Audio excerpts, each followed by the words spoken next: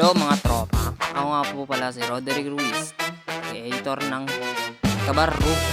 At dito nga mga padle, makikita ninyo ang ganda at kalinisan ng QSU Kabarrugis. At mga tol, sa totoo lang, ine-encourage ko kayo na itry ninyong mag-aral dito sa QSU.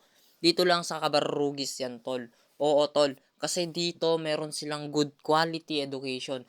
Meron na nga good quality education, meron ka pang marireceive na maraming award basta mag-aral ka lang ng mabuti tol. Makinig ka lang ng mabuti tol dahil lahat ng prof na ma-meet ninyo every sem, every subject mga tol. Mababait sila tol, kaya nilang ibigay basta gawin mo lang yung effort mo tol. At dito tol, ipapakita ko sa inyo ang paligid ng QSU Kabarrugis mga tol. Department tol, malinis at may maayos na estudyante. Tara, samahan mo akong pagmasdan ang ganda ng QSU Kabarrugis.